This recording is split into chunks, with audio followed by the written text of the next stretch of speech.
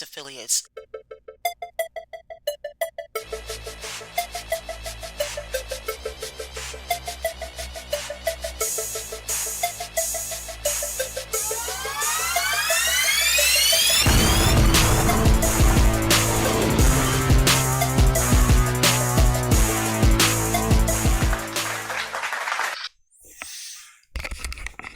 Hey, welcome everybody. Thank you for joining me tonight. Today is part 3 of the talk, as we call it. I am privileged, as always, to have this man joining me today. This is Meek Ve La Luz from Breakin Bread, and I will let him introduce himself a little further. Hello, people. My name is Meek. I have a show called Breakin Bread Podcast. I've been doing it now for about 4 years. It was more of a boredom kind of thing for me because during the pandemic, it wasn't really much to do. Everybody was isolated to themselves, and I decided to do it because it was more of a therapeutic thing for me instead of like a trend or a fad. And I grew to like it. And 4 years later, I'm still here. So, tell us why we're here, man. Tell us why we're here. I know why we're here, but tell everybody else why we're here. Okay, well, I kind of, in a way, wanted to tell my life story, but you can't trust your life story in everybody's hands. So I said to myself, who can I, really trust? Who do I have rapport with? And I thought about my cousin Mike, so, we here, and he was kind of building up the anticipation at the same time getting nervous. So I'm just ready to see what he got for me. All right. So how we doing this tonight? We have a series of questions. I have a series of questions for you, man. They are open-ended questions, meaning I'm leaving it at your discretion to how you want to answer them. At any given time, you're not comfortable, you just say the word and we can move on to the next question. So let me know when you're ready, and we can get started. So, from the words of the great G-Dep, I was born ready like fish and spaghetti. I like that. All right, cool. So there is a few stipulations to this. Being that we're going to be touching on touchy subjects tonight, I have a stopping point, and my stopping point for you is I'm going to ask you a couple of times tonight. Where's your comfort zone right now? And that is your opportunity to tell me, hey, Mike, can we move to the next question? And I'm absolutely fine with that, man. Like I said, it's going to be touchy tonight. So, let's get it going. All right. So, first question.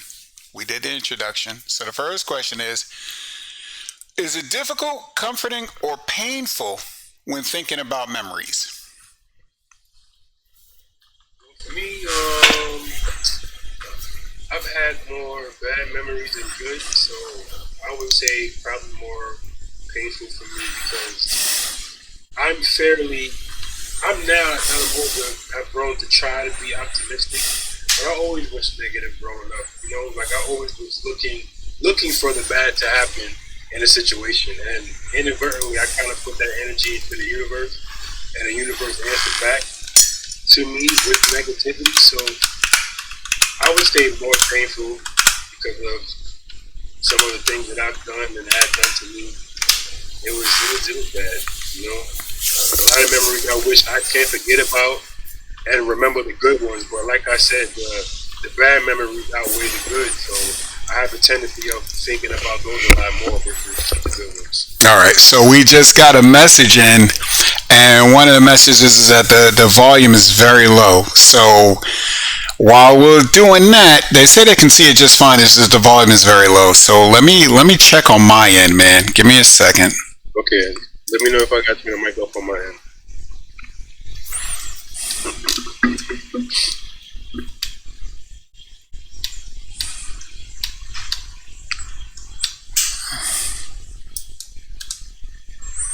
All right. Well, I just boosted the mic up on that one. Okay, should I boost up mine too on my end? Yeah, just a little bit, and I'm gonna boost it up on here too as well. So, and we'll see. Yeah, that shit. I hear you a lot better now. Like you're more louder on my end. Okay, yeah, because I just cranked it up a little bit. All right. Cool. So let me see. All right, so we got a few people in here. Okay. All right, so we got a few people that are liking the live, but thank you guys very much for that. They said they can see it, but it's really low, and that's coming from, let me see. All right, so while I'll do this, so my next question for you is, have emotions been difficult to process? Have emotions been difficult to process? For me, yes, that has been the story of my life. You know, for multiple reasons. One, mainly being due to the environment I was around, I was made to feel like my emotions didn't matter. And what I felt didn't matter. So it was very difficult for me to process my emotions. Even still now to this day, it's kind of hard for me to do that. All right. So it was, No, I got you. I'm sorry about that, man. So let me take a quick, because we got a few people who said hello. So, Always the Queen, just giving you a shout out and saying hello to everybody.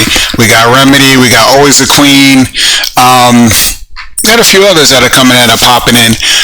Again, this is new as far as us streaming to TikTok, because we stream to YouTube and Facebook all the time. But this is new for TikTok, so y'all gotta forgive if it sounds low or sometimes the picture fades. I'm still learning how the whole setup with TikTok goes. But all right, cool. So if it still sounds really low, I just need you guys to tell me, please, and I'm doing my best to try to boost it up a little bit. So my other question to you is, and that's I heard everything you said, and I thank you for that, man.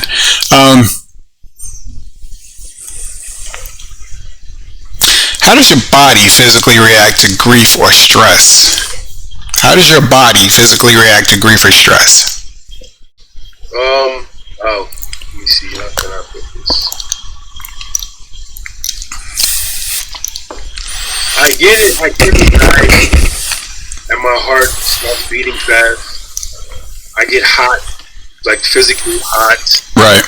And I feel helpless at that moment, and automatically I get angry because I feel like there's somebody watching me, and somebody might try to run up on me, and like I'm not in the state to defend myself. So, all right.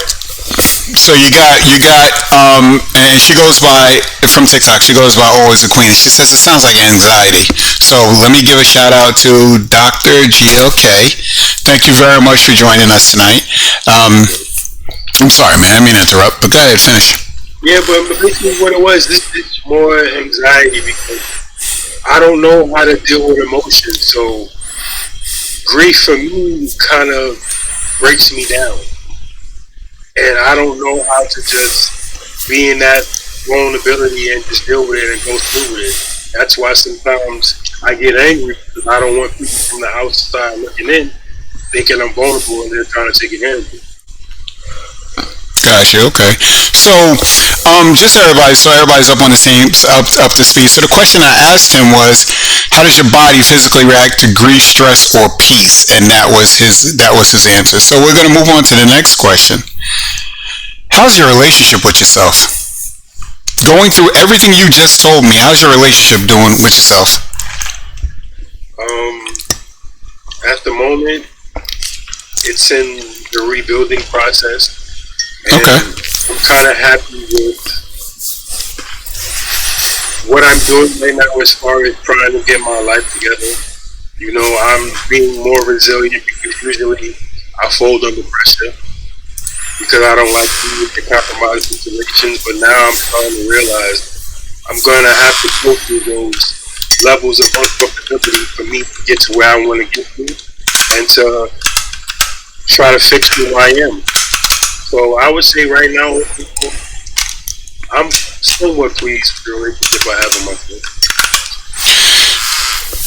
You know, man, because from the last conversation, just you being here, and what I'm looking at, yeah, you look like a lot has changed, and I'll say good, changed for the better. Yeah, yeah, it's nice to see you again, man. It really is. It's nice to see you again. Um, okay, so that was supposed to be the difficult portion of this interview, but you kind of went through it really quick. I thought you would stand around and give it a minute and, deep breaths, but you kind of went through it really quick. All right, so ready for the random questions? Get it. All right.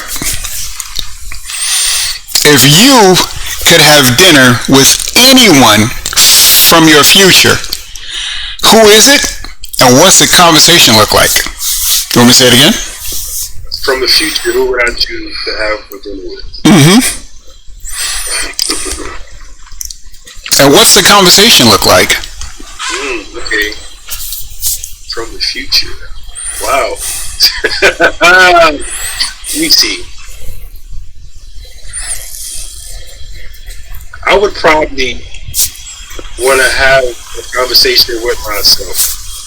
That may sound a little vague and conceited, but the reason why I would want to have a conversation with myself is because I would want to thank myself. The future me would thank me now and say thank you for being resilient and not giving up and not folding under pressure, because that's what you're known for. And if it wasn't for you, I really wouldn't be here. So let's go off topic real quick.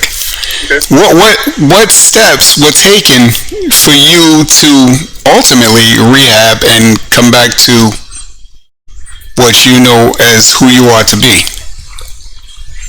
Because you have made you've made some drastic changes. I mean, and it's not even I guess maybe it does have to do with being family, but you've made some drastic changes, and I'd like to know, for those who are out there watching who just might be going through this, what's the signs? Number one, because there's telltale signs no matter where you are, as far as what you're going through. If I was going through it, what should I be looking for? Well, for starters, the first thing I always say is calculate.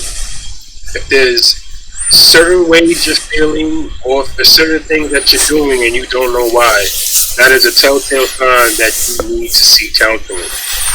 That's number one. Number two is your environment. If every time you're going through something, they're turning their back on you, or they're making fun of what you're saying, or every time you have this great idea, you're happy, you're like, yeah, I want to do this idea, and they're like, oh no, maybe you shouldn't do that. Look at your age, you're a little too old for that.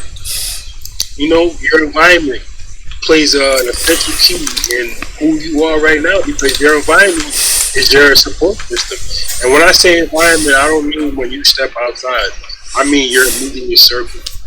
If you have a husband, or if you have a wife, or a boyfriend, or a girlfriend, a brother or a sister, or an uncle, that's what I mean. So me personally, my environment is a lot smaller than what it was before. But when I had that big environment, I was always in drama. I was always in BS. Every time I had a bright idea, it would shut down. It was, oh yeah, whatever, Meek, but how much you got on the bottle?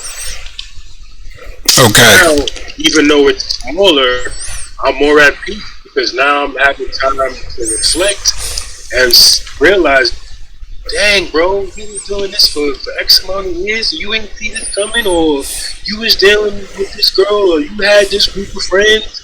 Why you ain't seen it before? You know what? It don't matter. You see it now. Let's get it fixed. Okay, what are we going to do to get it fixed? Okay, you suffer from emotional issues stem from your past. Okay, what can we do to fix that? Oh, counseling. All right, boom. and take it from there. Okay. And you know what? I was actually on. I was actually on live. Was it just? I believe it was yesterday, and it was Dr. GLK, and I'll put her information up here, guys. I love the platform. Every time I can, I try to jump on. But it had a lot to do with what you were talking about, and counseling being the biggest one. How important do you think counseling is? And why should I, as a black man, try it? If I need it, why should I seek it? Well, for starters, the stereotype that has been created from while you were a kid, when I was a kid before us, men don't speak about them problems. Right. Men don't speak about how they feel. Right. Keep it to yourself. Be quiet. Keep it inside. And it may have worked 50 years ago, but it doesn't work now. Because a simple conversation could stop somebody from jumping off a bridge or shooting themselves in the head. But because society makes it seem like because you're a man, you're upheld a certain standard, they don't do that. And exactly. Yeah, exactly. So it's like the reason why it's so important. I should say the reason why it's so important for me for counseling is because I've been at those points in my life where I had nobody to talk to or nobody to go to at those crucial moments, and I was thinking all types of crazy things. But then once I started getting counseling, I started realizing, like, wow, this is the remedy, and this is what we need. Then, especially considering a lot of households are single-parent households, so that right there, men gravitate more towards emotion because a female is emotional. So they don't have that uncle because the uncle's in jail. Their father is a deadbeat who ran away.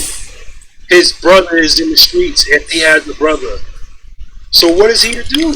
All right, man. You're getting some in the chat. You're getting a couple. I'm gonna cut you off, but you're getting a couple of responses. And one is one from Always a Queen, and she says it's great that you could recognize that. Then let me see. Let me see if I can get anything else.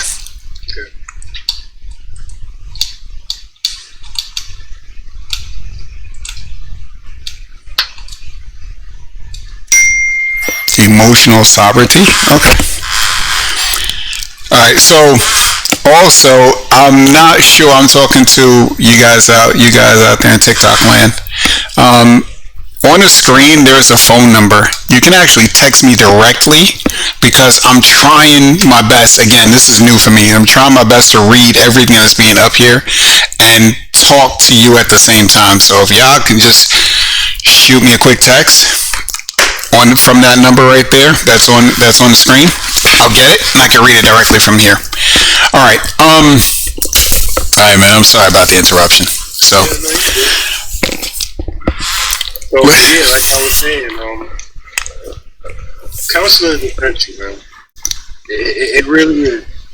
And anybody that's going through any problems right now, I strongly suggest you seek counseling, or if you can't get counseling, seek a wise and smart big brother or a wise or smart gentleman, out there in your area. Don't just sit to yourself and just expect the problems to go away, because that's what I did. I thought, okay, you know what, this is just a feeling I'm going through right now. It'll go away, but it never did. And every time I thought it did, it was knocking on my door. Hey, you remember me? Remember that problem or that emotional, that feeling you had? Yeah, man. Oh, I'm still here. I remember those conversations that you and I had, and I would always say to you, I'm like, little brother, why didn't you call me? I mean, because I moved out. We got married. I got married and moved out. Meant nothing. But I understand your situation. I understand that you were going through some things, and now actually talking to you again, and this is years later after the first podcast, is really sinking in. So it's really sinking in. Let me see. But that piggyback off what I was saying earlier about that stereotype that was being created. I was thinking in my head, society made me feel like nobody gives a crap. Nobody cares because you're a man. So yeah, you can speak about it, but you're never going to get help. You might as well keep it to yourself. So that's probably why I didn't extend the olive branch to you to say, "Hey, Mike, I need help." No, understood. And I know this is supposed to be unsaid, and you know what? You're giving me a carte blanche to, hey Mike, let's just let it rip.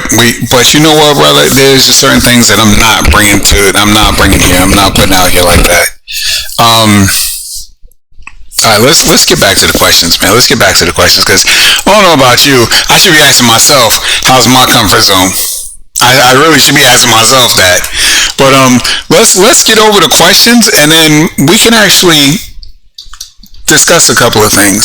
So, all right. So my next question, and again, these are open-ended questions for you, meaning you can continue or you can stop. Okay. What's the best piece of advice you've never gotten? I'm say it again. What's the best piece of advice you never gotten or received? You've never gotten or received. The best piece of advice I've never gotten. I want you to really think about it. Yeah, I am. That's a good question.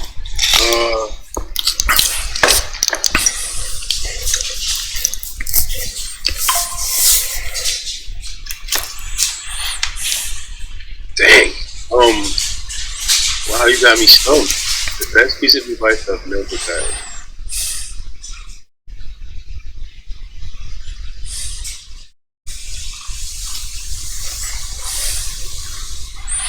Stay with my first love.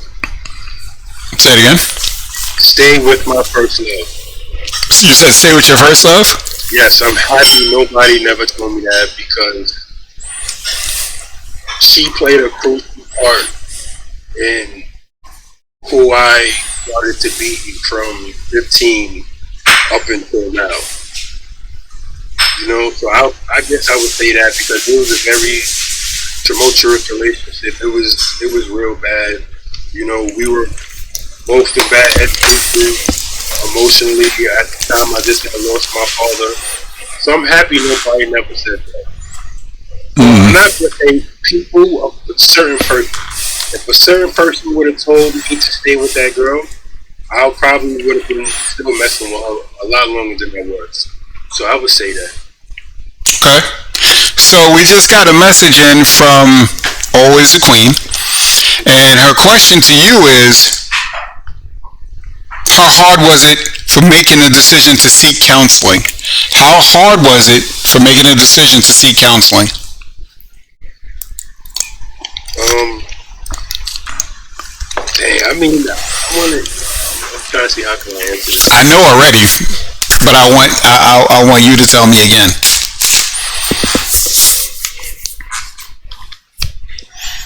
Well, for me,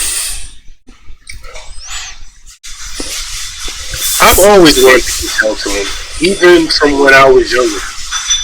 But the elements and the people that I had around me didn't point me in the direction that I needed to be pointed into to get that help. And because I was very young, I didn't know how to go about getting it. So I never was against counseling at all. Even from I was the early age of 8 years old, 9 years old, I was never opposed to it. I always knew there was a problem that I had emotionally, and I didn't really know how to convey the message properly for the person to understand, or for the person to understand. So it wasn't really hard for me at all. It's just I always surrounded myself around people that stopped me from doing it. I All don't right. want to name names, but I just want to leave it at that. Okay, so you got everybody. You got Doctor GLK saying kudos to you for that. Um, you got always a queen. She's saying kudos, and it looks like I'm trying to see what it is. It looks like I don't know if it was y'all. Forgive me. If you could see this monitor, you would understand what I'm talking about. It might be a heart. I don't know. Um, but yeah, man, yeah. I got you on that. I got you on that, sir. I know it took a lot. I know it took a lot, and I've been witness to some of it. So to get to where you are now from where you were, yeah, there was some times where seriously it was one of those things where you don't want to go to sleep because you're afraid to hear you're afraid to hear what happened the next day. You're afraid to get that phone call. So, and that's absolutely true. That's absolutely true, doctor. The first step is usually the hardest. Yeah, I agree wholeheartedly with that. All right, so let's get to the next one because the last three are kind of, you know, kind of funny. Kind of, so um, if you witnessed an event from your past, how are you looking at it? Looking at it now, like witnessing the past now, or at that moment? It is open-ended, my friend. It is how you tell me. Okay, well, if I was witnessing an event from my past now, meaning like I was looking at it now back then, I would be ashamed. Okay. I would be very ashamed for the simple fact of, I'm not going to say I knew better because at that moment I didn't know better, but I would be more ashamed in the sense of, wow, how can you do that? Like, where were you at mentally when you did that? Like, you didn't think what you were doing was wrong? So I would be ashamed. But at that moment, like, the flip side of it, at that moment, I probably would look at it like, yeah, do it again. How did it make you feel? You was able to release that, right? Okay, so now let's do it again to somebody else. So. Okay. All right. So, like I said, man, these last three questions, they're not really, deep at heart or anything like that. Is there anything you want to get off your chest? Right now, is there anything that you want to get off your chest? Again, this today is your platform. I'm just facilitating it. That's all. Honestly, what I'm about to say is going to be very controversial. So, you sure you want me to answer that question? Let's go. Let's do it. Okay. And this has been on my mind a lot lately from what I've been seeing on social media, what I've been seeing outside, from a generational standpoint. And I always wanted to say this, but the truth seems to be controversial. And people don't know how to have a proper dialogue without getting loud or yelling obscenities at each other. So that's why I kind of like stay away from saying this. But since you open up Pandora's box, I'm going to say it. All right, let's go. So for the past 40 or 50 years, right, women have been saying men ain't crap, men don't do this, men don't do that, men are no good, right? Mm-hmm. But did they ever sit back and say to themselves, who are raising these men that this generation woman complain about? Do you know who?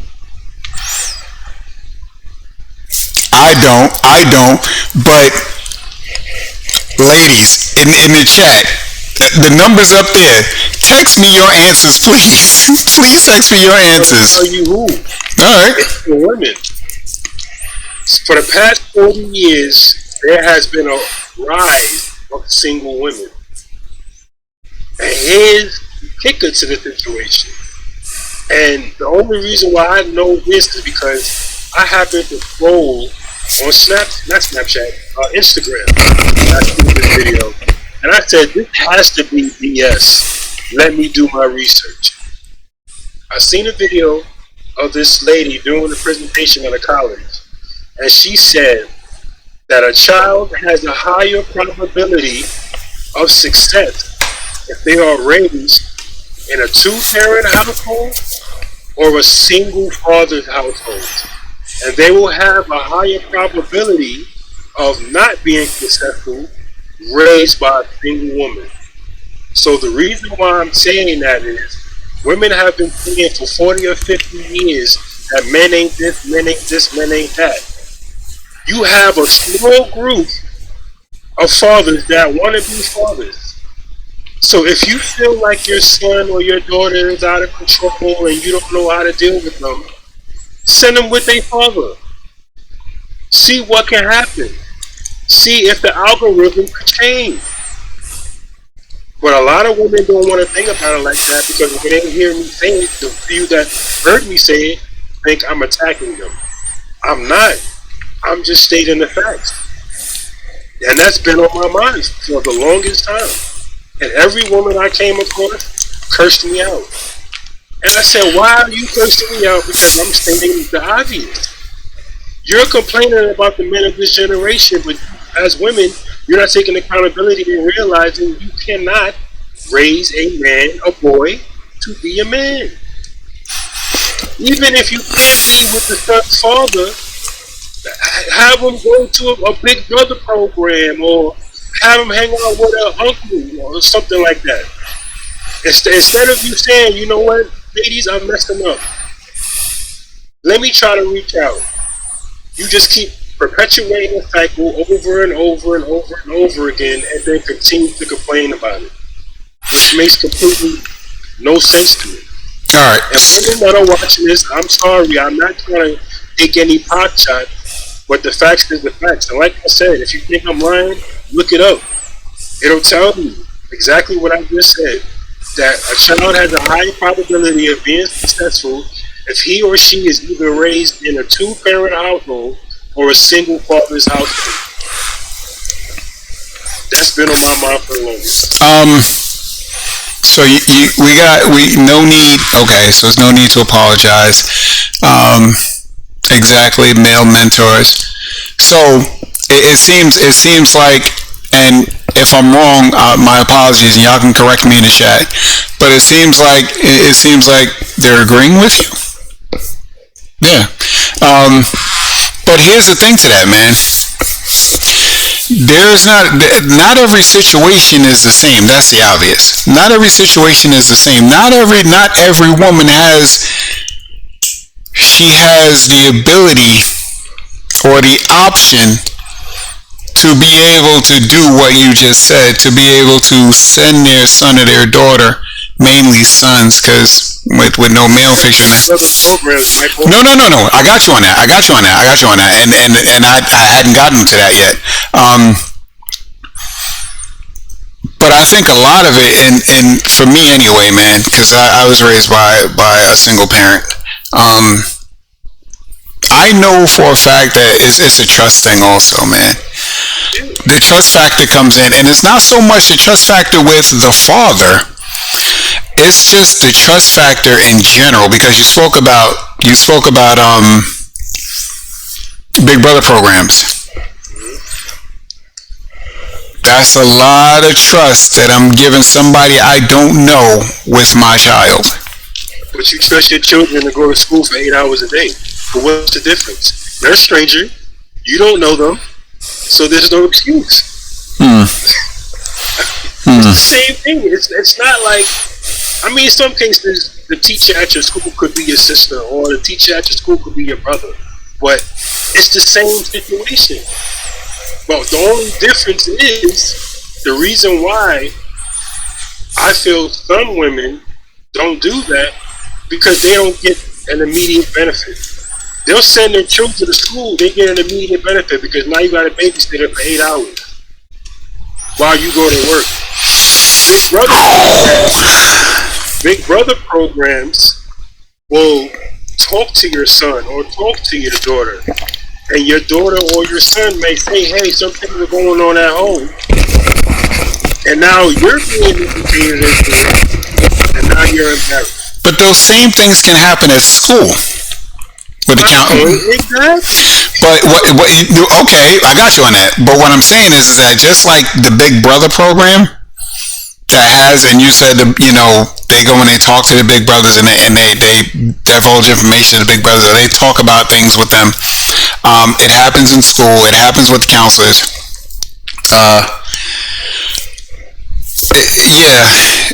I'm really, really. I got so many things going through my head right now as far as that goes. Because I haven't been in that situation, so I can't speak about it. The only thing I can speak about is being raised by a single parent. It was my mom.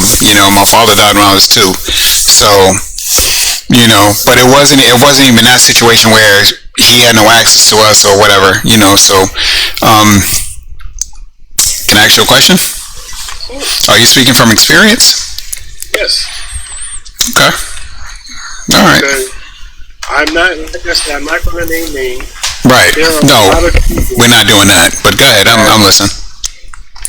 A lot of family members, a lot of friends that are in close proximity of me, a lot of female family members and female friends that had opportunities to have great men they didn't have a child with, help them raise their child the right way, and they declined. Okay.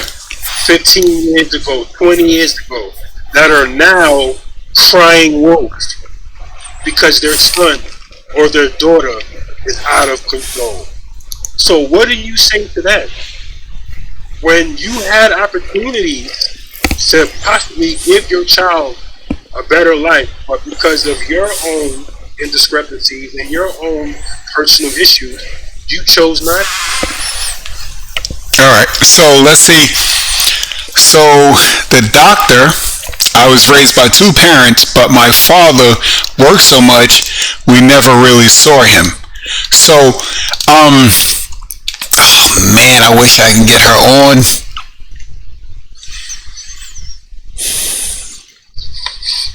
Let me see if let me see, because what I can try to do, I can try to see if I can get a number and I call her and put her on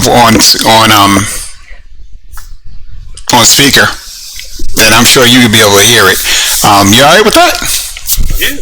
Alright, cool. The reason why I like stuff like this is because I like to talk about the meat and potatoes. I'm not talking about every single woman. I'm not talking about every single man. I'm talking about what's going on from a generational standpoint, what's going on right now. And a lot of men are not stepping up the opportunity in their game to be a good father. And a lot of women are making bad choices as well.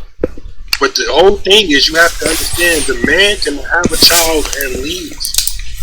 The woman is ultimately the one stuck with the responsibility of raising a child. So, because of your pride, why would you want to do it by yourself? That's all I'm saying. And it's like the reason why I like talking about stuff like this is because half of the time, if you really listen to the responses that you get, it doesn't even pertain to what I was saying. Okay. At all. So I just got a response from the doctor. She says she's available, but she wants to hear it. And then Mojo, he says he just thank you for joining us, by the way, man. Appreciate it. He just says truth. So there's truth to what you're saying, brother. So man, there's questions I got, bro, but I don't want to do that. So let's get it, Mike.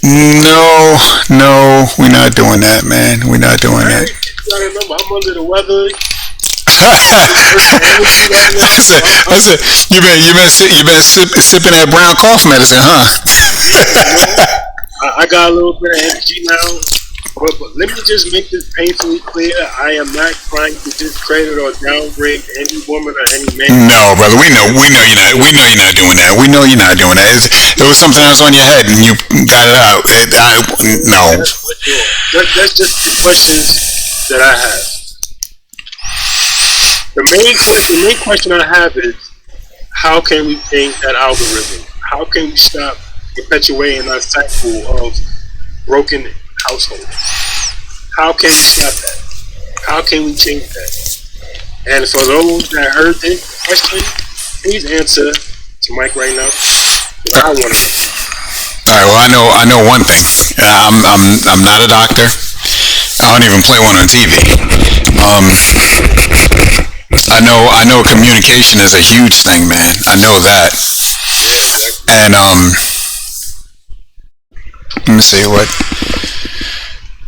men and women have to be more responsible and invested. Men and women have to be more responsible and invested, and that's coming from the doctor. So, I like I said, man, it's for me anyway, and I can only speak about myself. It's communication. It's communication, and you have to have those hard conversations. Everything is not always sunshine. It's not always sunshine. You have to have those hard conversations. And here's the thing. Okay. So as the Queen says, fix relationships. So here's the thing. For me, like I said, man, and I'm sorry because I'm jumping back and forth, but it's the hard conversations. And how do you handle the hard conversation? You know what I'm saying? It's not the, well, I don't like what you said and get up and leave. But 3 hours later, you coming back talking about what's for dinner or something like that. And I know about that, man, because me growing up the way I grew up, we had male figures. I had male figures as football coaches and things like that. But at the end of the day, practice is over. You're going home to your family, and I'm going home to my mother. And God rest her soul, man. She did the best she could with what she was given. But it's that male role model that you speak of. Yeah, bro. I didn't get that until I was like 14, 15 years old. Yo, Mike, hold on 1 second. All right, I got you. All right, so we can give him a minute. I thank y'all so much for joining me. I appreciate this. This is the first time for me doing this on TikTok. So if it doesn't sound right, y'all let me know. If it doesn't look right, y'all let me know. But yeah, I appreciate y'all. So he's gone, y'all. So let me hit y'all with a couple of questions I want to ask you. Let me see. I wanted to ask him what the most embarrassing thing he's ever done. I want to see what his response would be to that. But I wanted to.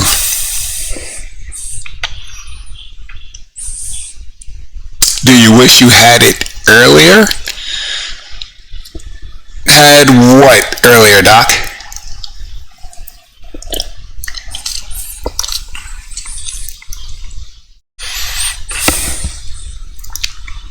Alright. I'm bad about that. I'm back. Alright, he's back, guys. We can't talk about him no more. He's back. Oh, hey. Hi. I know he's back. I'm sorry.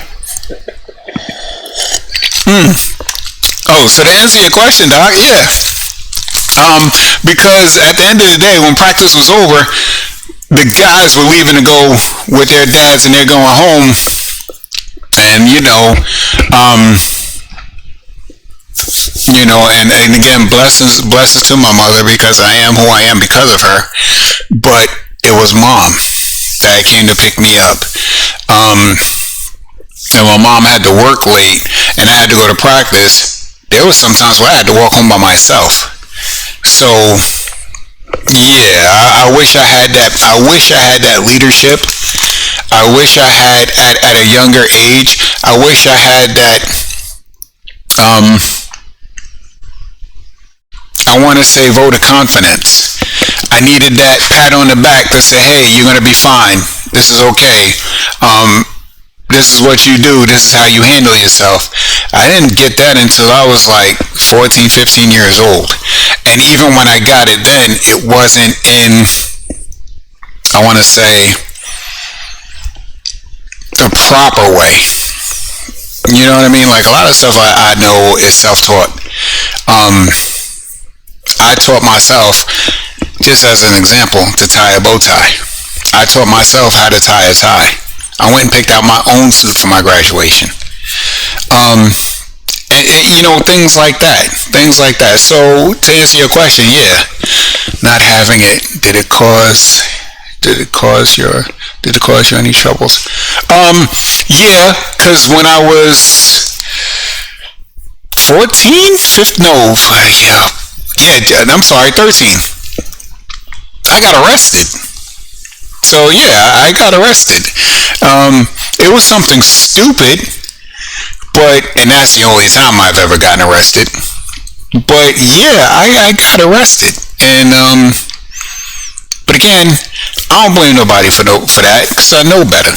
You know what I mean? Regardless of if I didn't have mom there with me all the time because she worked or whatever, and dad was gone, I knew better,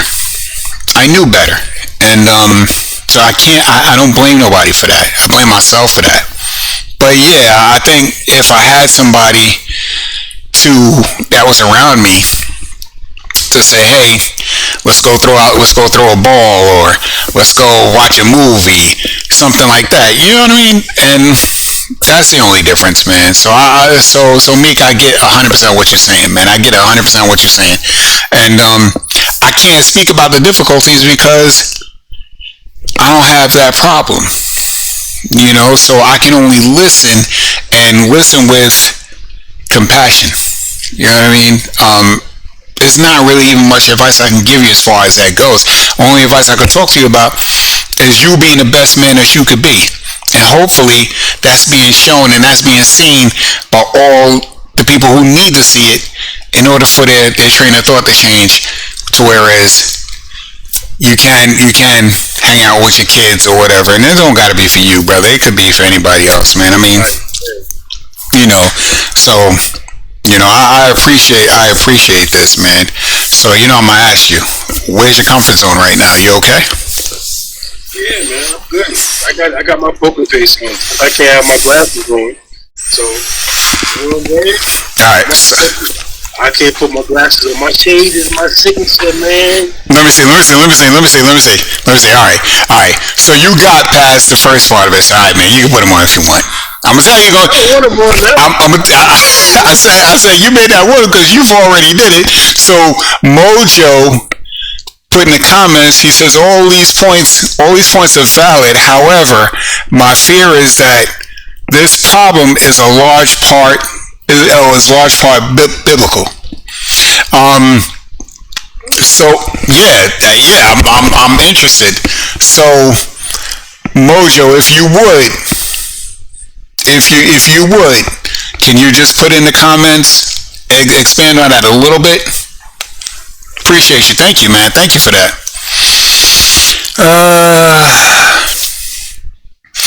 Always a queen, Dr. GLK, love y'all, thank you so much. And these maybe we are beyond correcting as a society. Oh, okay. And there maybe we are beyond correcting as a society. That's different. You know what? And he made a valid point with that. Mojo just put out, he says it may be beyond correcting as a society, especially the way the society is going now, in the direction that it's going in now. What you think, man? You think it's too far gone to start making these corrections? No, because the problem has to be created for it to be the problem, right? True. So it has to be created and be perpetuated for the problem of it. Okay. So at least that's how I look at it. Because so if we've been having this problem going on with single struggling mothers for the past 40 or 50 years, something had to happen for that problem to be created and dragged on 50 years. So why can't we look at it on the flip side of a solution has to happen so it can drag over for the next 40 to 50 years? Everything is created and everything comes to an end. A life is created to come to an end. A problem is created to find a solution.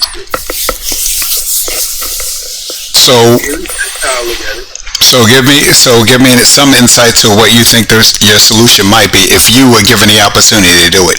And you know what? That wasn't a question, but I should have put it in there. If I was given an opportunity, what I would do is, even if it wasn't my girlfriend, I would find a female that adds the emphasis on what women need to do from their situation, from their aspect of it. And I would say, or I would find somebody else that probably would have more experience than me, would work on the men and build a show like that and expand and go to different states, different continents, whatever you want to call it, of people that feel the same way.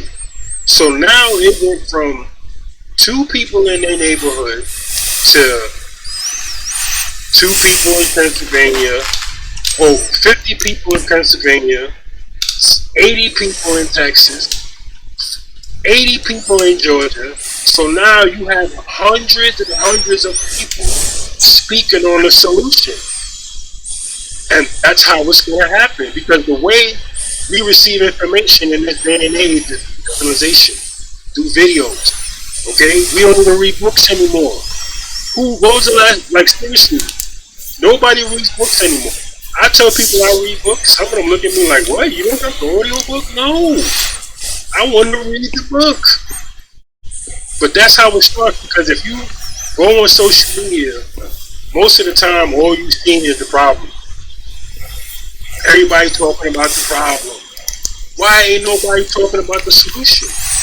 Because I feel personally with that goes, a lot of people don't have the solution. It's easier to gossip and it's easier to talk about what the next person is talking about, and it could be just gossip for them and they'll just piggyback off of that, but they never heard the solution. They only heard the juicy gossip. But doctor, my apologies if y'all had to stand on the metro. Alright, we're gonna get an Uber. We're gonna catch an Uber Black. We're gonna get an Uber Black for y'all to go home. All right, so I appreciate y'all. So, let me see what Remedy said. Let me see. Well, actually, I'm sorry, man. Mojo put in. He says, "I pray you're correct, but as a man of faith, I see everything through a spiritual lens." Understood, and that's the proper way to see it. That's the proper way to see it. But the thing with that, as far as I always look at it like this. As far as Mojo goes, my thought pattern to that is that sometimes we become so spiritual that we're no earthly good. So, I look at it like, if you can't meet me where I am, that might just mean you don't know where I am. So how are you to meet me? And I don't know. I just look, because you come across people who everything is God and everything is the Bible, and there's absolutely, if that's how you live your life, there's nothing wrong with that. And I'm not taking anything away from it. I just need you to meet me where I am. In all facets of it, I just need you to meet me where I am. Like, I don't want to dig too deep into religion and that focal point. I'm not going to do that. But I just need you to meet me where I am. Let me see. All right. So Doctor said, Meek, you're doing great. Seems so natural. Appreciate you. Thank you. All right. Okay. I see your stuff on TikTok too. I chime in and Nah, man, you gotta jump. You gotta jump on. It gets hot and heated in there sometimes. It gets hot and heated in there sometimes. Yo, you have a guest in there named Ace. Yeah. He's on point. Yeah.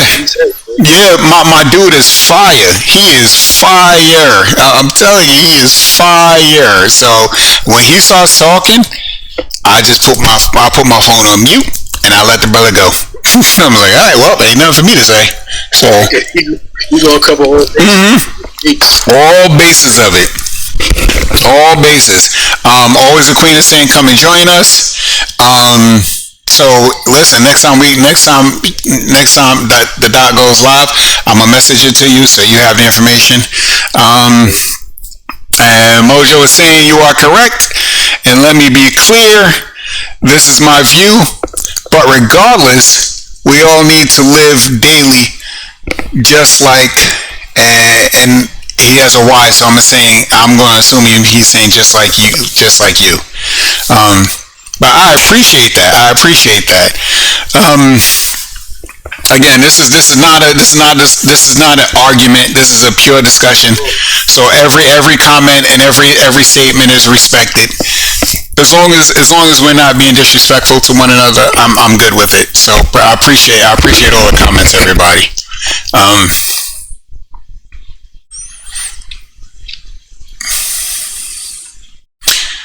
You are saying not by beliefs, but by what is right. All right, Mojo, I need you to expand on that for me.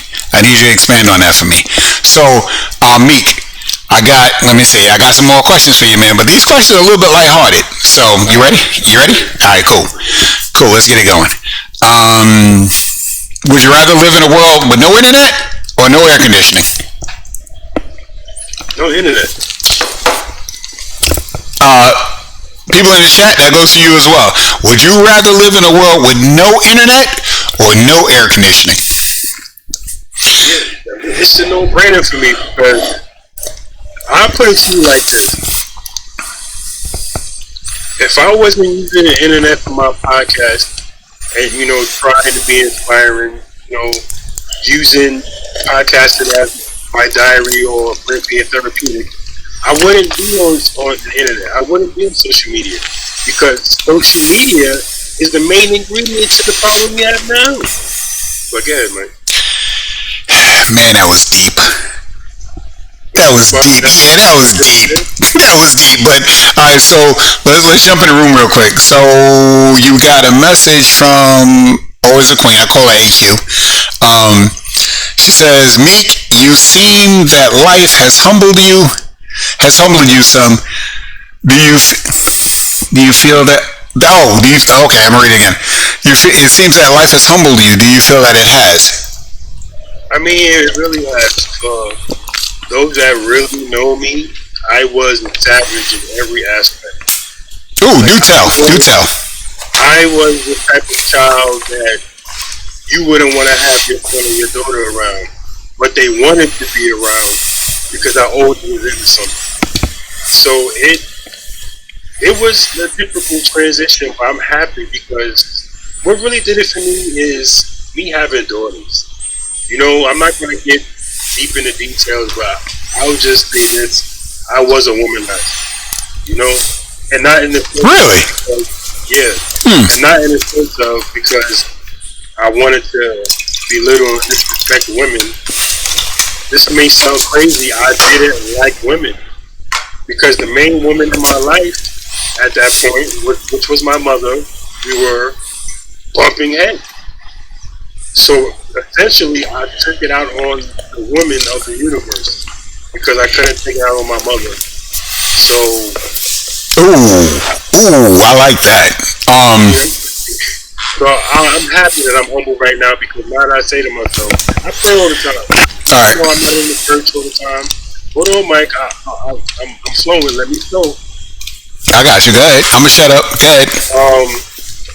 I have daughters, and I pray every day that if they do come across a man like how I was in my previous life, I equip them with enough tools to know I don't want to deal with him, or I don't want to be in that situation, or I don't want to be in that crowd of people, or with those crowd of people rather. But yeah, man. So where would you like them to be? Like my daughter?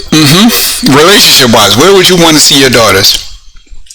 I would want them to be with one man and one man only if they have children. I want them to be a unit, raising a child together in a house happily. Not pretending, put it on the front of the child, but happily married. Is that something that you used to do, put on the front? Yeah. Okay. And I realized, especially with my youngest daughter, it don't work. It don't work. And now my daughter is getting a little older to the point where she's starting to ask questions that I would never think she would ask. Are they tough questions? Nah, I had the answer for them. So it's not really tough questions. It was kind of a, dang, I was hoping she didn't ask me that question. I knew it was in her brain, but frick it. She asked, so I'm going to answer. You want to talk about it? We don't have to. We can go to the next question. I mean, one of the questions. Yeah, just give me one. That my youngest daughter, she's very, very curious out of all my daughters. Like very, very, very curious. Like she's the type of girl where you'll be doing something and she's standing there watching, seeing what you do and how you're doing it. And the only reason why I know that, because when I was staying with her mother, we were together, and I would do my podcast. She would sit there and watch me do it. And then one day, I think I was on a break in between podcasts, and I went to the bathroom, and I came out of the bathroom. She was sitting in my chair, doing what I was doing. I was like, no. That's what let me know she was going to be very curious. Okay. One of the questions that she asked me was, why don't you and mommy get along, even though you guys were together? 7 years old, mind you. Tough question. Tough question. And I just was honest with her. I said, you want to know why? Because me and mommy really wanted to give you the opportunity that we never had. I never had a father. I grew up in a broken home. My mother didn't have a father. She grew up in a broken home. So we tried to give you what we didn't have. But then as time progressed, we realized it was actually hurting you in the end. Instead of us trying to co-parent and be a unit. So this way you can still see us together. We're just not physically together all the time. And she said to me, I have no idea what you said, but I'm sure when I get older it'll make sense. And I said, yes, it will. So. Okay. So let's take a couple of minutes, because we got some stuff going on in the chat. Let me see where I can start. So did I come with diagnosis ADHD? All right, so I'm going to assume that was okay. So we'll start with Mojo, and this has to do with the last question about internet or air conditioning. And he laughed and he says, "MySpace is a type. MySpace is type here limited. So definitely no internet." Then the doctor, did that come with a diagnosis, ADHD?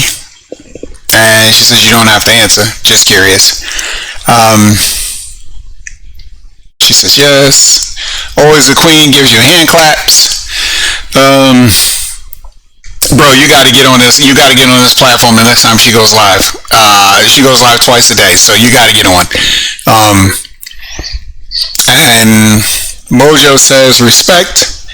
I agree with you, as I have 2 children. So praises to you, Mojo, for 2 children.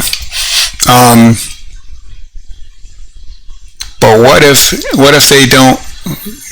But what if they don't? Then what? Let me scroll up a little bit. Let me see.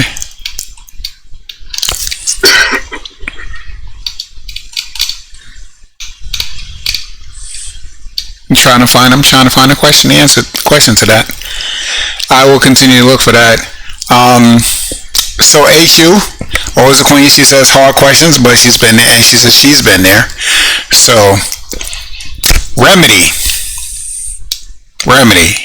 He says air pockets in the relationship.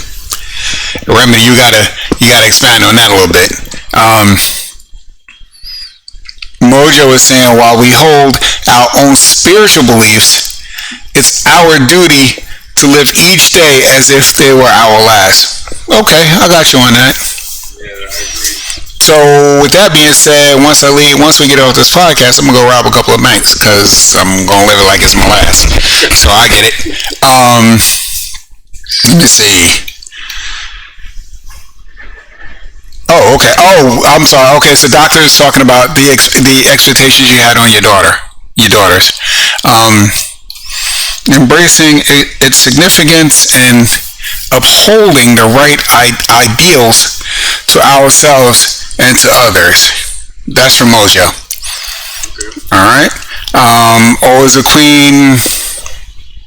I know she's smiling because it looks like smiles or hamburgers. I don't know. This monitor is really small, so Smiles and hamburgers. I don't know because it's really small.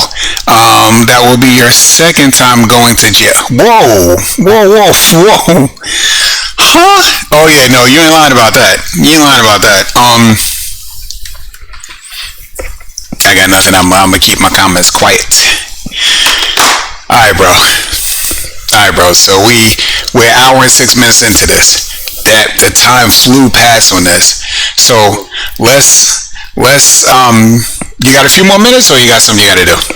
Yeah, let's get it. All right, cool. What's the most embarrassing thing you've ever done? And everybody want to know that. And don't hold out, because you know I know already. So. Well, what I've done, I think what had happened would be the most. Okay, so I was 22 years old, 23, and I used to deal with this girl in the Bronx. So I would frequently, go back and forth from East Flatbush to the Bronx and stuff like that. And damn, bro, you talking about long distance love? Good lord, from Brooklyn to the Bronx? Jeez. So anyway, one night went to her house. We the usual drinking and doing what we do. All right, speak up so everybody can hear you. Go ahead. Can you hear me now? Or? No, let's make sure they in the chat they can hear you. Go ahead, I can hear you. Okay, you can hear me? Okay. I can hear you. A little louder. There you go. I was about 22 years old, 23 years old ish, give or take. And I used to live in East Flatbush at the time. And I would travel to the Bronx to see this girl that I was with. I would go over there, we would hang out, she would smoke, I would drink. I wasn't really a big smoker. And the next day one time, like 7 o'clock in the morning, she's like, oh, you gotta leave, you gotta go. And my husband is on his way home. I said, husband?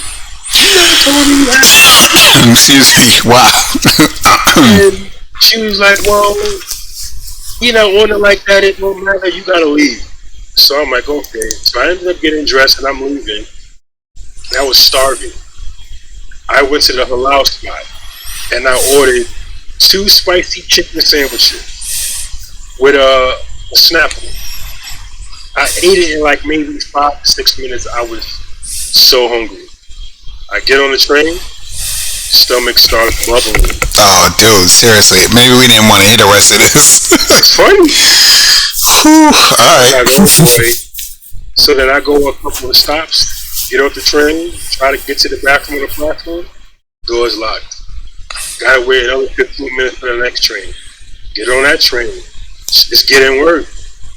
I'm like, oh boy. And then I made it to 14th Street. Tried to get off that, stop. Try to get the bathroom on the platform. The bathroom was locked. Dude, you gotta see the comments. You sure you want to finish this? You sure you want to finish? Okay. What am I gonna do? So I get back on the train, and for those that are familiar, the 2 train goes from East Flatbush all the way to the Bronx. So I'm literally pacing back and forth in the cart, holding my stomach and holding my butt, clenching my muscles together. Because I'm like, I do not want to poop on myself. Oh my gosh. I literally 3 stops away from where I had to get on that. And I pooped all over myself. So I'm walking from the kitchen to my house. Bro, they're laughing at you in the chat and good. And I ended up finished pooping in a backyard. I couldn't I said, whatever, I got yours, let me go into somebody's backyard and finish handling my business. So I get to the house and I shower or whatever, and later on, me and the people that I knew ended up going to a barbecue, and we went to the same house that I pooped in the backyard in. And the guy is like, well, I woke up and I went to go clean to set up for the barbecue, and somebody took a crap in my backyard and this and that, blah, blah, blah. Oh, Lord. Dude. I'm like, what? Oh, Lord. How they do that? In the back of my mind, I'm just like, yo, that was one of the most embarrassing things that ever happened. Yeah. Grown man, 23 years old, pooping on himself.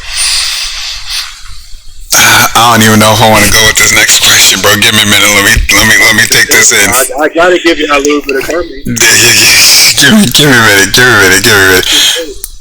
Alright, let me see. So the chat is going, the chat is laughing.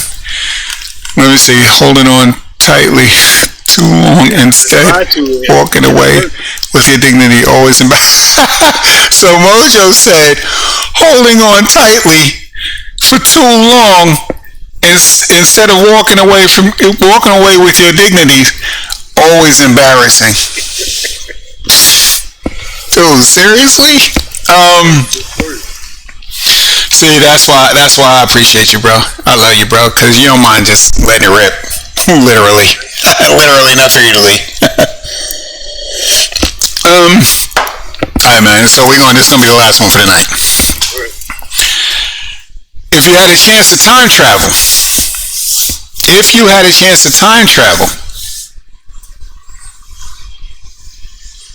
let me see, would you go to the past? Would you go to the past or the future? If you had a chance to time travel, would you go back to the past or would you go to the future, and why? And what would you do when you got there? So many things I would do.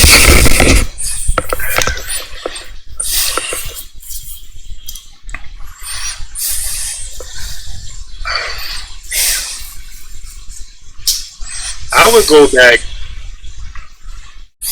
Oh man, because I like to get deep and detailed when I answer questions. A lot of people will be like, "Yo, I wasn't expecting you to go in."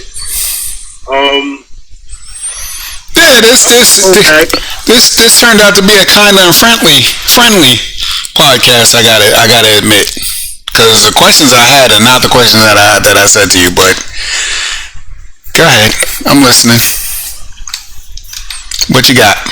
Oh man, jeez.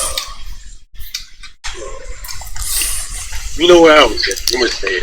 Okay, I would go back to when my mother and father first met, and I will do everything in my power to prevent that meeting from happening. For the simple fact of, maybe, I wouldn't have been born. Obviously, I wouldn't have been born, and I'm okay with that. But to prevent my mother from being hurt, because she sincerely loved my father, and whatever they went through traumatized her, and it's still affecting her now to this day. And he died 25 years ago. They haven't been together for 40 years, because they broke up when I was fairly young. Okay. So that's where I would go back to. That's to prevent my mother from being hurt. And how is this prevention going? What are we doing to prevent her? What are we saying? What I would do is, Okay, so let's just say if I was me now and I would go back in that time, what I would do is, if I knew this was going to be the day you were going to meet my father, I would bring you somewhere else. I would take you somewhere else instead of letting you go to the moment when you met my father. So I got it. So let's talk about that real quick. Of course. Because you stirred something with me when you just said that.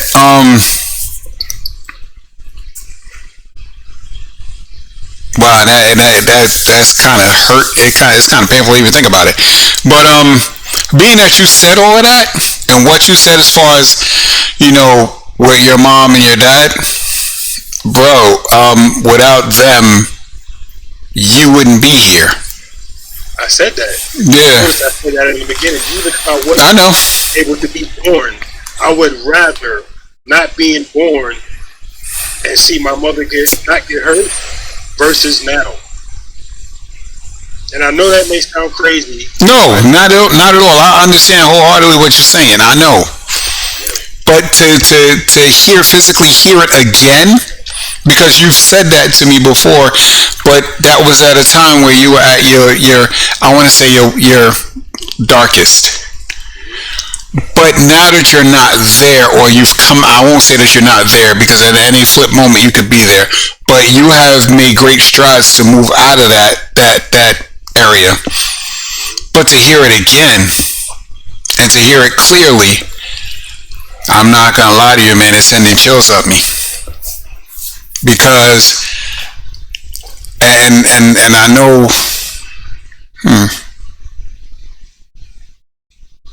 I just can't see life without you. I'll say it. I don't care if I don't talk to you. If I talk to you once every other month, it's that one time I speak to you, it's like, yeah, it's my little brother. He all right. And just so everybody knows, this is my wife's first cousin, but I've known him since what, 6? You're 6 years old. Since he was 6, and shut up.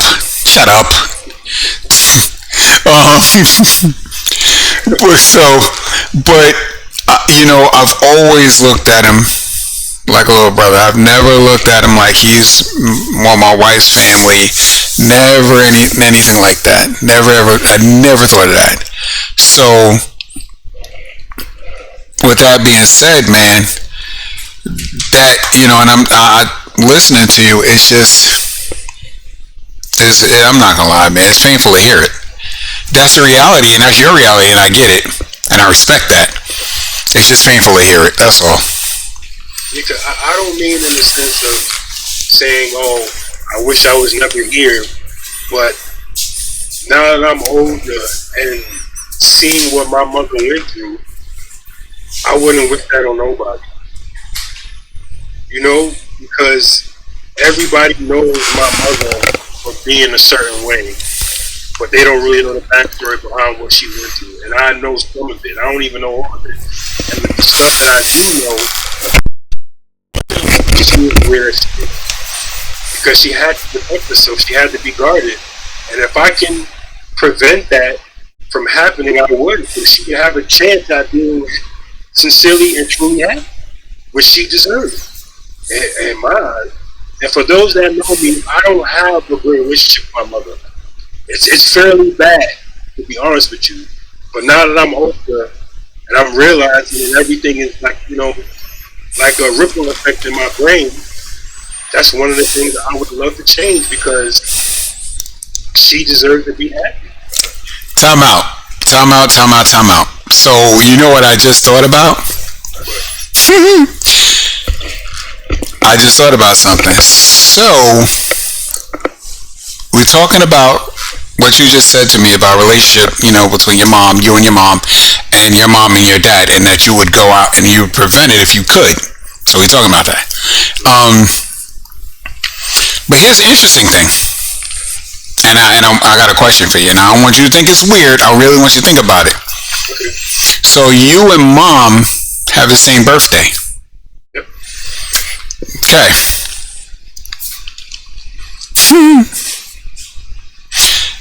you and mom are at odds. You guys are at odds for whatever reason. That's your reason. You guys are at odds, right? Could you see yourself?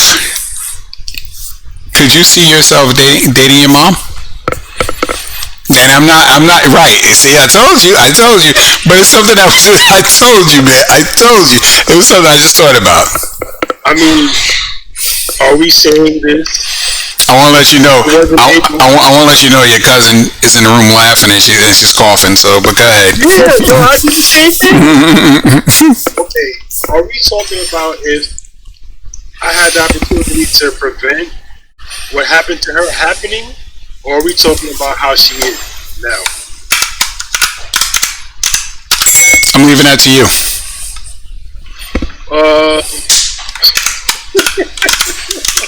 Told you I get you with one. Wow. Man. But that's kind of my fault, though, because I kind of opened up the avenue for you to ask that question. So that was on me. I actually gave you the fuel to put in a car, and you driving that mofo. Right now, no.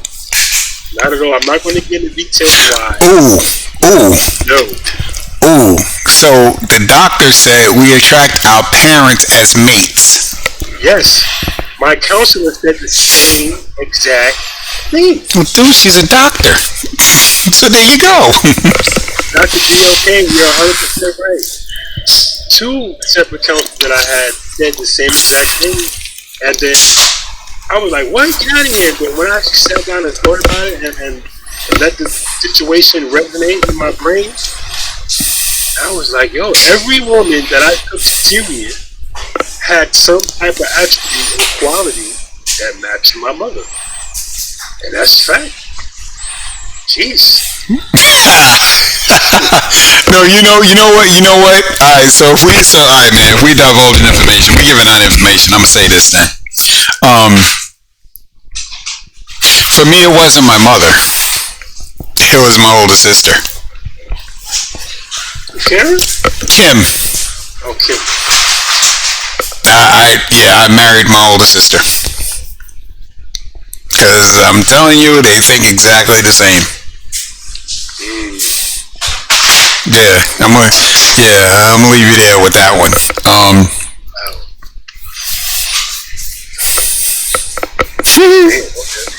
And it's crazy. Wow.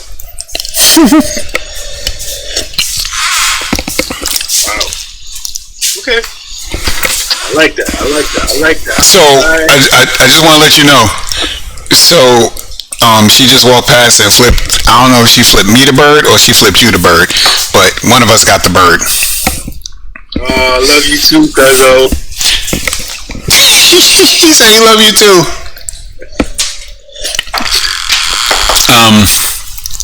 Bro, this was exciting. I like this. I mean, it was a rocky start because, again, I'm just learning how to do this as far as TikTok goes. But, and y'all in the chat, y'all made this so much easier for me. I appreciate y'all. Thank you. If I could drag y'all to every podcast I'm doing, I'm dragging y'all with me. So, yo, I just realized this is how I know sometimes I'm just now realizing you live on TikTok. Serious? That's what we were doing. Hey, TikTok, and I'm like, are we live right now? Yeah. And I'm looking, and you see all the messages? Yeah. Well, good. I'm gonna give you a minute to respond to the message and let them know that you're gonna be on the live. So yeah. 2 times a day, I believe she goes live. Doctor, put your information in the chat because he can see it now. So put your information in the chat. That is crazy. All of this time, you know what I'm thinking? That I'm just meaning like we're live, but nobody can actually see. Oh, you thought maybe I was recording it? Yeah, exactly. No, we're on TikTok, we're on YouTube, Facebook, and now Instagram. So Facebook too? Wow. didn't even know that. But you're gonna, you know. The thing is, you were saying it throughout the whole interview. I kept telling you. That's why I said, give me a minute. Let me check the chat. That's what I was talking about. With me until just now, when it got quiet, I said, hold on. That's what I'm saying, bro. Alright, so, well, you see it. You see what she put in. She said normally before noon and between 7 and 8 p.m. So for you, that would be 8 and 9. 8 and 9. Yeah. Well, I don't know. No. I believe the doctor's Eastern, so y'all got the same time zone. Great. For me, it's 7 and 8. I just want to say this. I like this application that you're using because it makes me look good. I'm looking at it from TikTok. Ooh, thank you, man. Hey, man. I do what I can. Now, I want to let you know something. Real quick, for all the names that are watching, what side looks better? The left side? Oh, good Lord.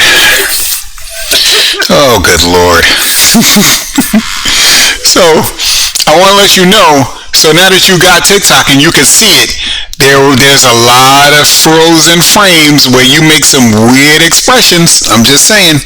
I already know that. And I'm going to let you know right now, I captured all of them. So you don't give me what I need? I'm just saying. Alright, we'll look in the messages because AQ left you a message and the doc said something too, so. Okay. Oh, well, you do look great, Meek. Thank you, okay.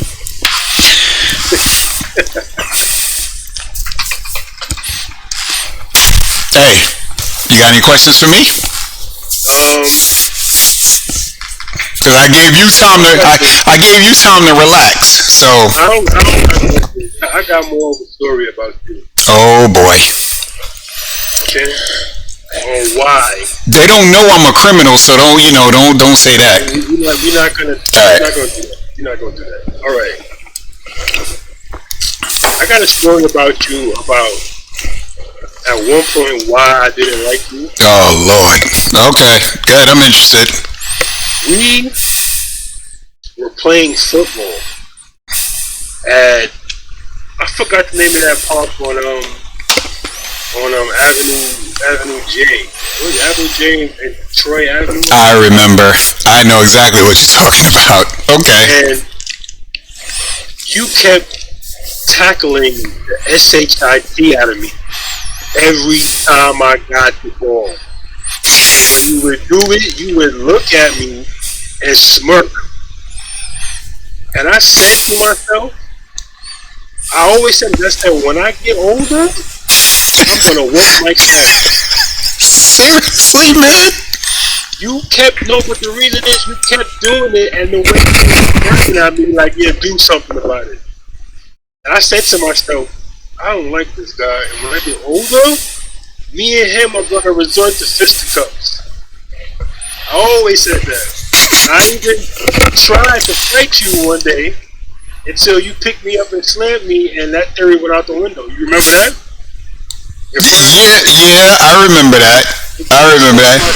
Do you handle your sins differently because of you not having a model? Ooh, I think that was serious. Doctor, was that for me or for Meek? See? Thank you, bro. Thank you, Mojo. Appreciate you. See? There you go. And now look at you. You're a stand-up citizen. Look at you. But I tell you this, though. We at my age, we ain't fighting now. We ain't doing that. Because you as tall and as big as I am. So we ain't doing that now.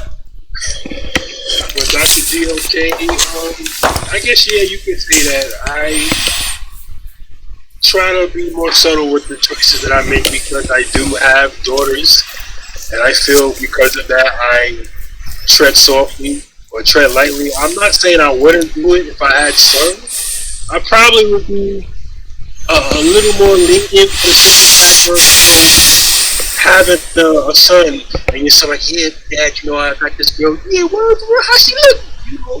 You can't do that with daughters.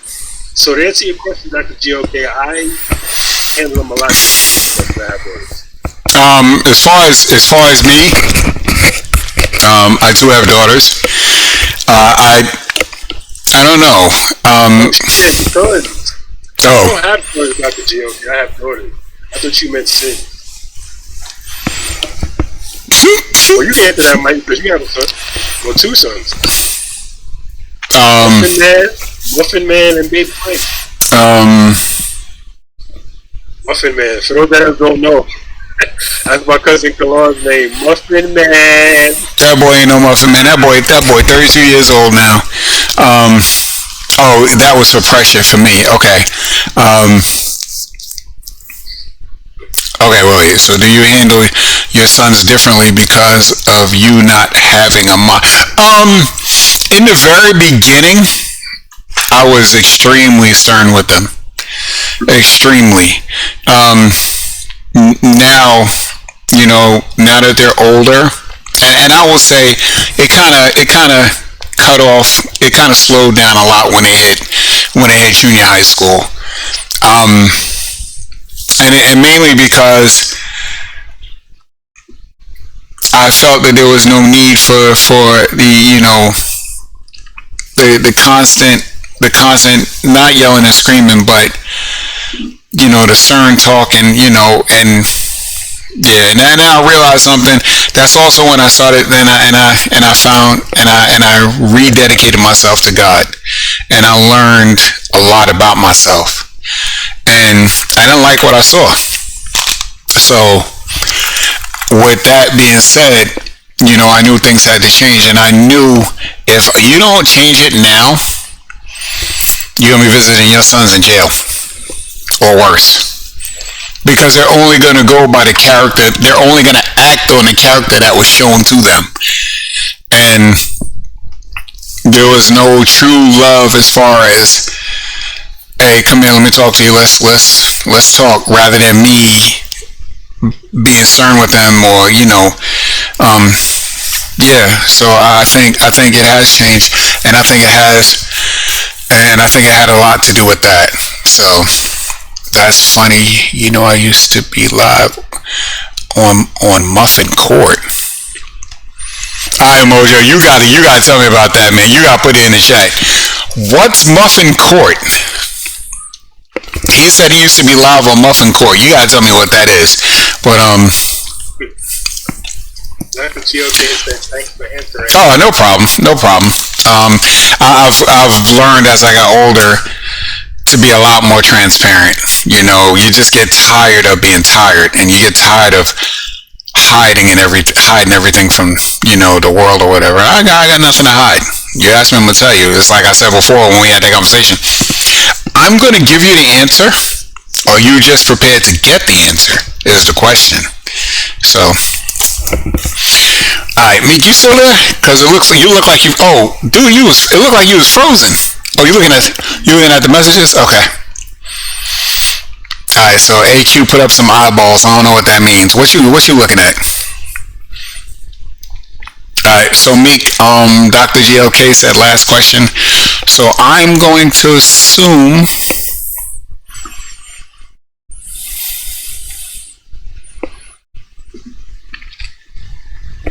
Really?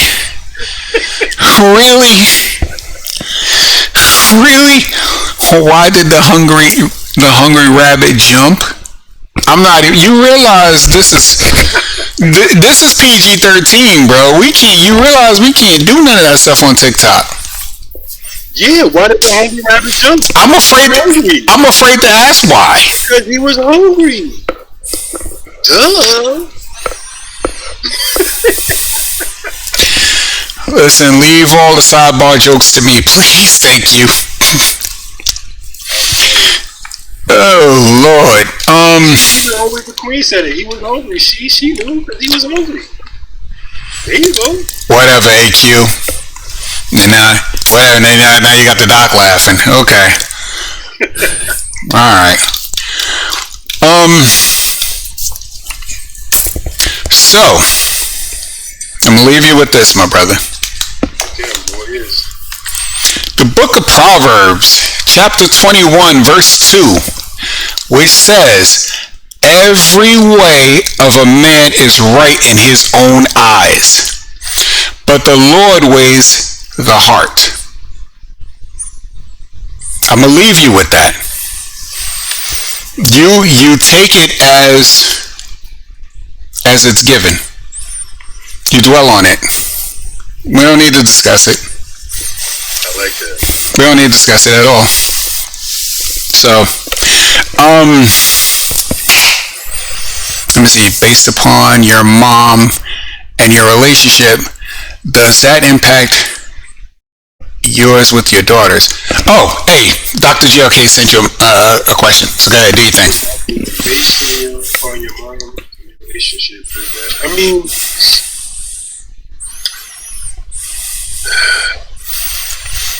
at one point, oh Lord, they asking for exclusives with me and you. Oh gosh. I mean, at one point, okay, I'll put it like this. With my oldest daughter, it kind of did, because I had my oldest daughter when I was 19 years old. So, yes, it did. With my oldest, for simple fact of, I kind of, which is kind of messed up to say, but I kind of looked at her, treated her like she was a little sister instead of my daughter. So essentially, she grew up looking at me, even though she physically knew, okay, this is my father, but she still looked at me as a Wait a minute. big brother. Huh? Wait a minute. Time out. Okay. So you wanted to date your mama and you thought your daughter's your little sister. No, you actually.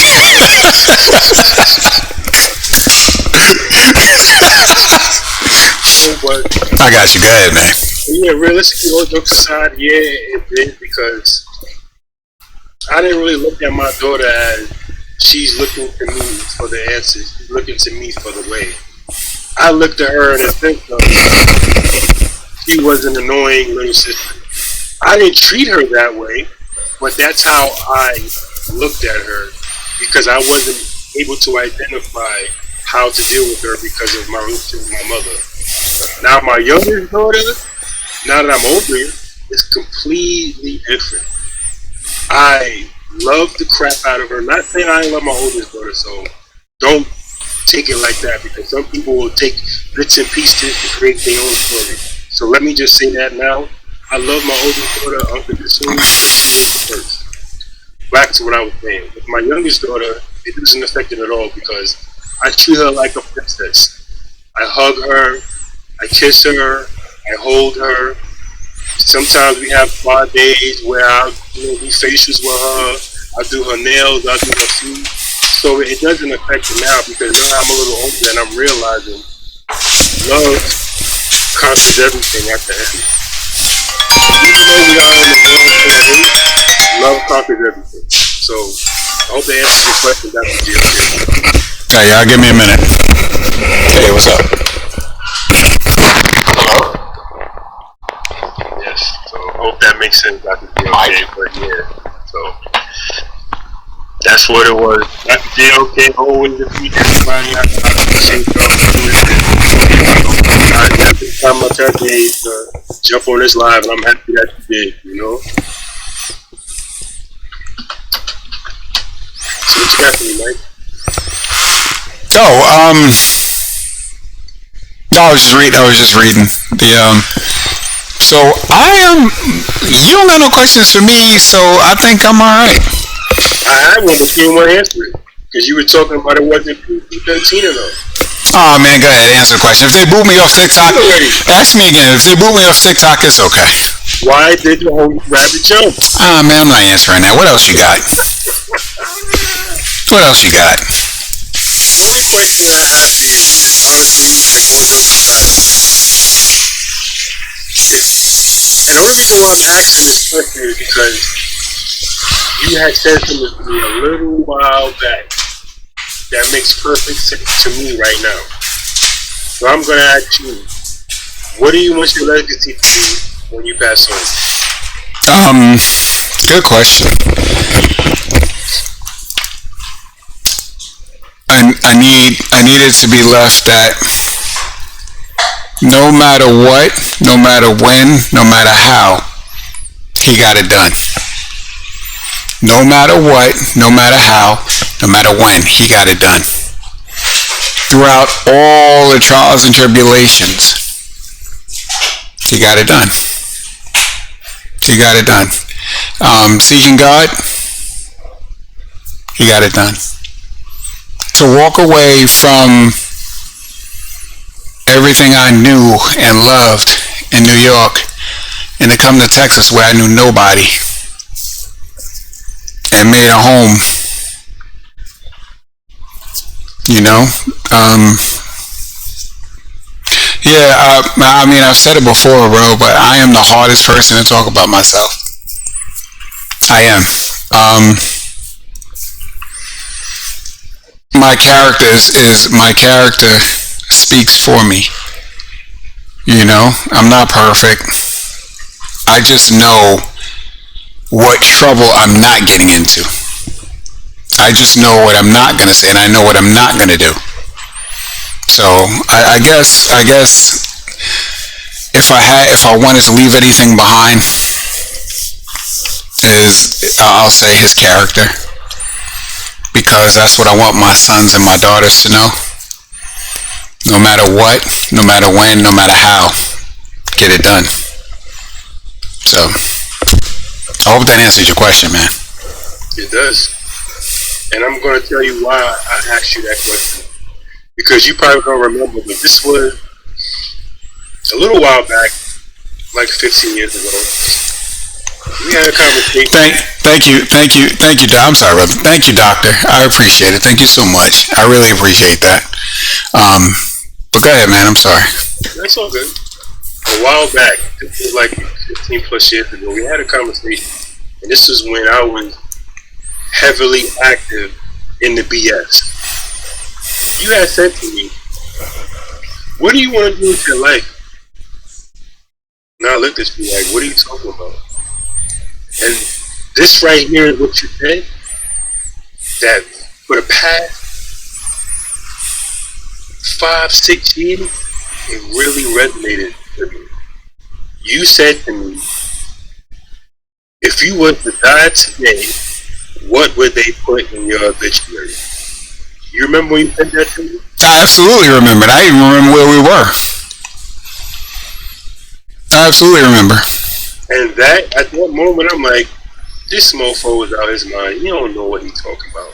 But now that I'm older, and I'm really trying to get my life together, every time I do things, and every time I want to give up, that pops into my head. Scout's honor. I put my hand on the Bible right now. That's how serious it is. Every time I feel like giving up, that pops into my head. What they gonna put in your obituary, bro, if you give up? Keep going. So I just tried to do the mirror effect with you, and I want to end it off with saying thank you for that, and I appreciate it. No problem, man. You know, I am my brother's keeper. I am. How I got to where I am, I'm gonna make sure you get there too. I give you the knowledge, I give you the information that was given to me. Now you do with it what you want to do with it, but it's there for you. So, all right, man. So listen, let's close it out with this question. You ready? I'm ready. All right. If you died today, what are they putting on your obituary?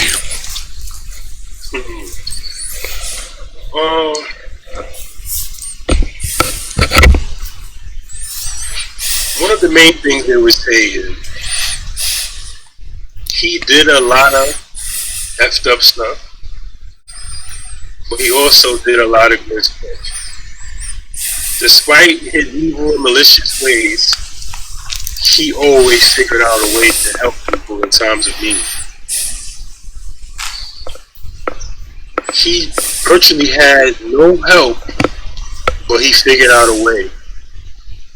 And even though he is a man of a dark past, he is hoping his new future shines brighter and out-trumps anything he ever did, man.